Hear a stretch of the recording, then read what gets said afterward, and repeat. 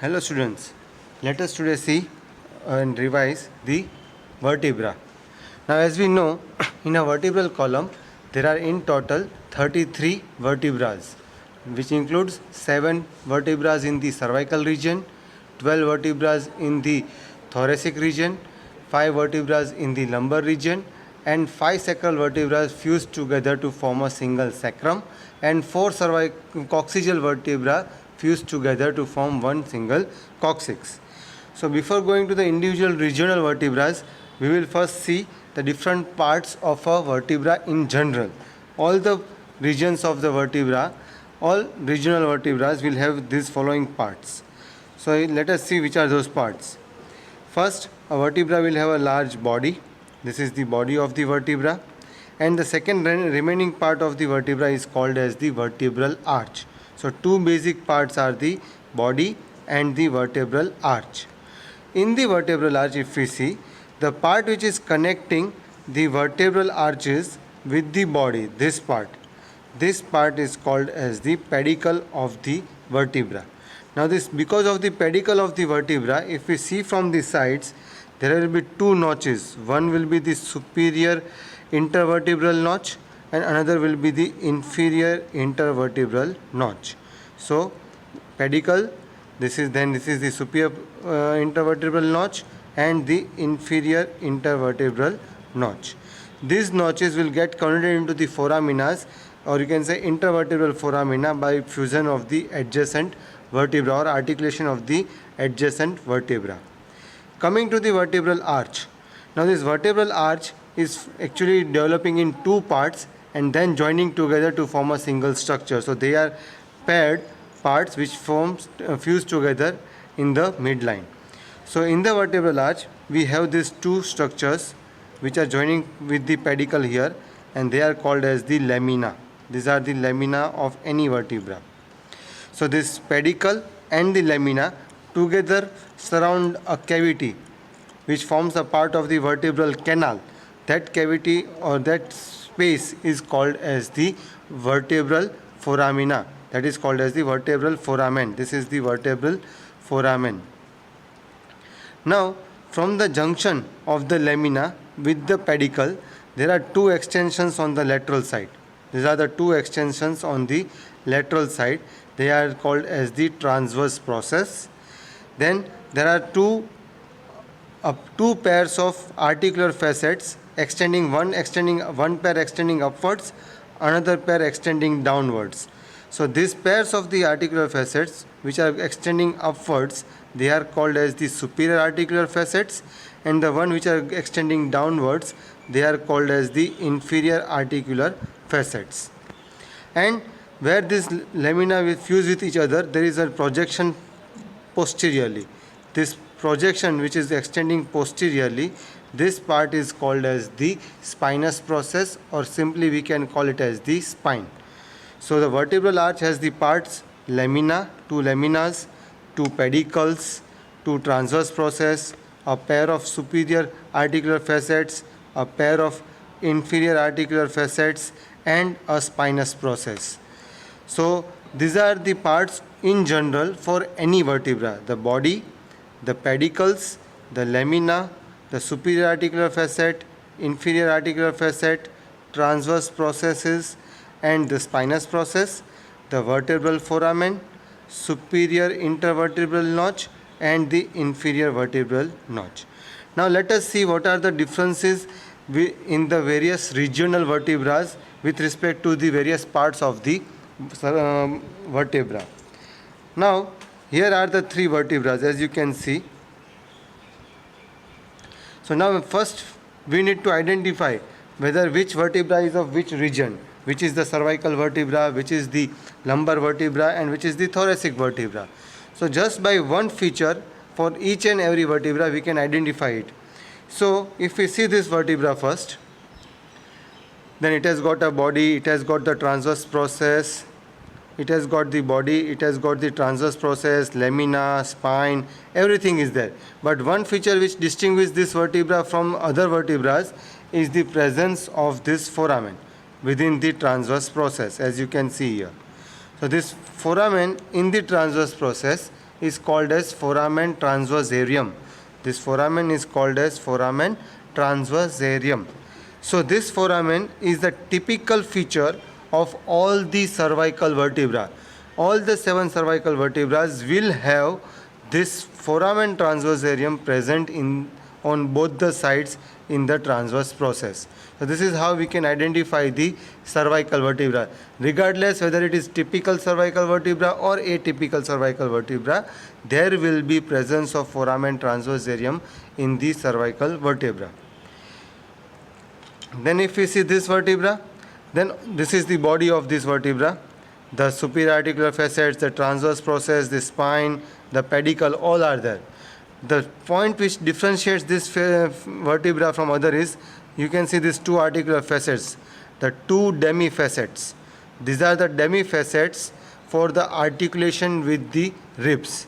So this demifacets present on the body is the typical feature of the thoracic vertebra.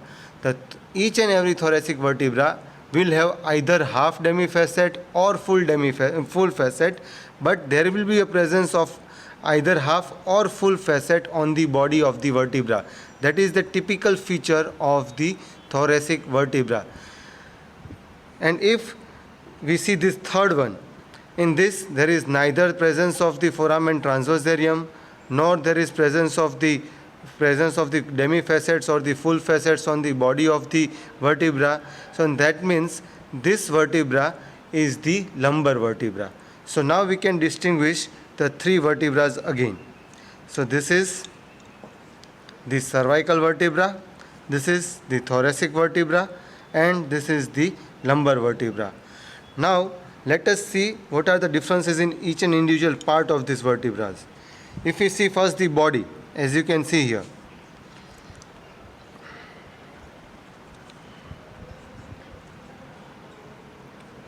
So here in the cervical vertebra, the body is more transversely more than as compared to the anteroposterior direction width. So it is broad, and the edges of the body are beveled upwards. They will be forming the Luschka joints. So that is the upward beveling of the body of the cervical vertebra.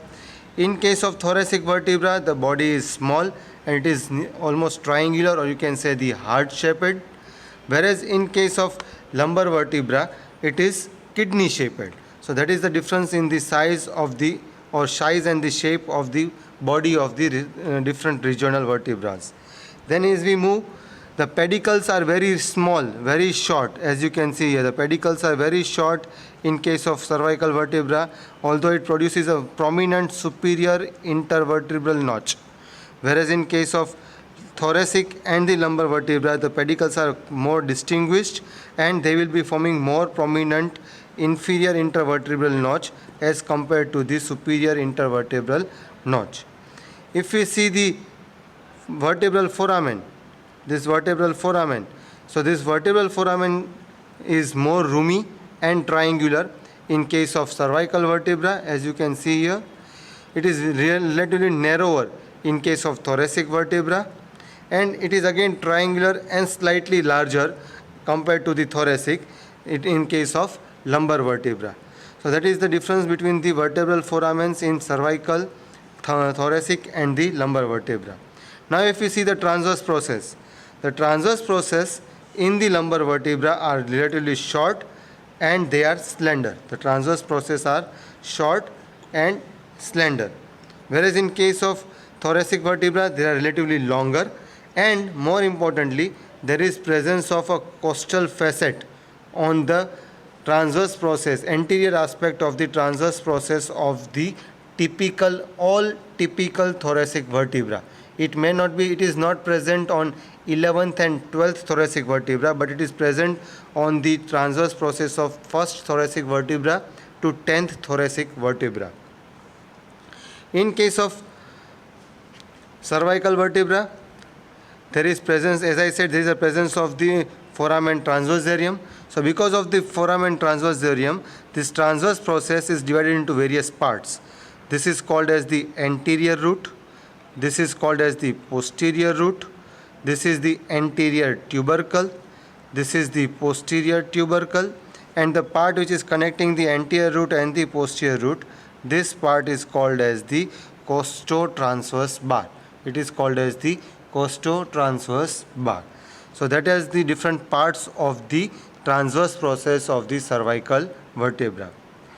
Now again, the next features if we see, then the laminas are almost similar in all. The laminas is very narrow or very less defined in thoracic, otherwise it is well defined in the lumbar and the cervical region.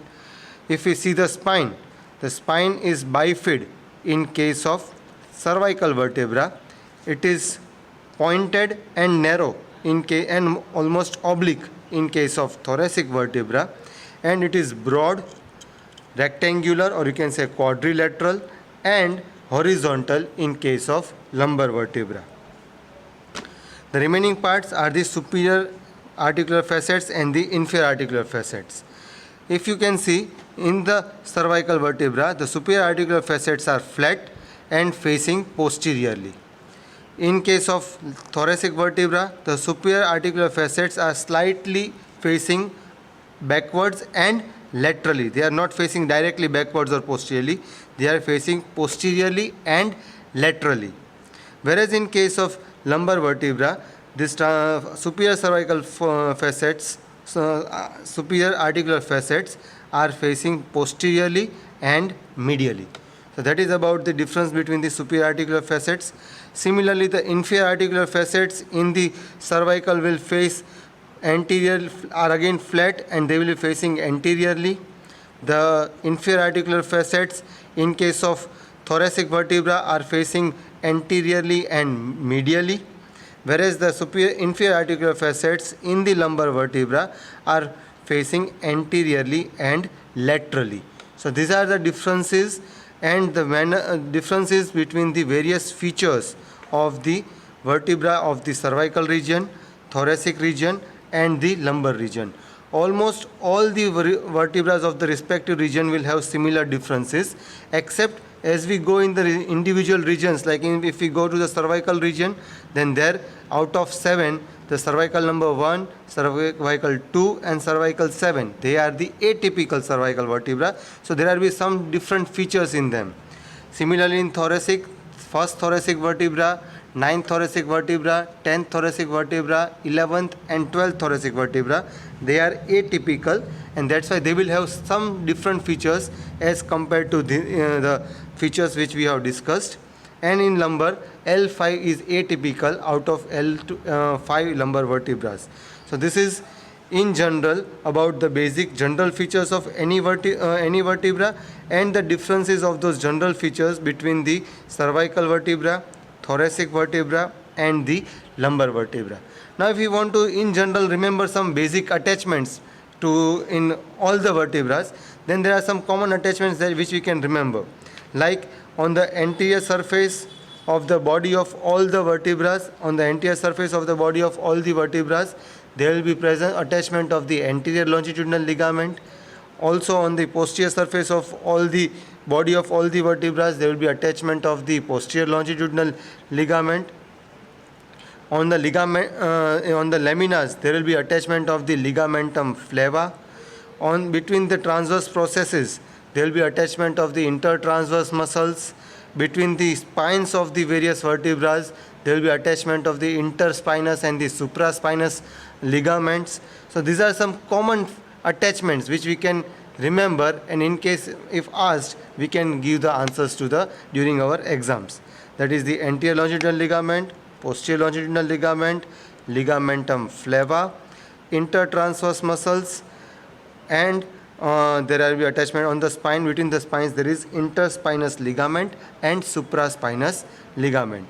Even for applied, we can say remember some common applieds which can be applied for, which is true for all the vertebrae, like you can say spina bifida. That means failure of fusion of these two arches on the posterior aspect, because of which there will be absence of this spinous process and the vertebral canal will be exposed on the posterior aspect. That condition is called as spina bifida. So that is a common applied for all the vertebrae of all the regions, that is cervical region, thoracic region, and the lumbar region. Now in our next segment we will learn individually the cervical vertebrae, thoracic vertebrae and the lumbar vertebrae. Thank you.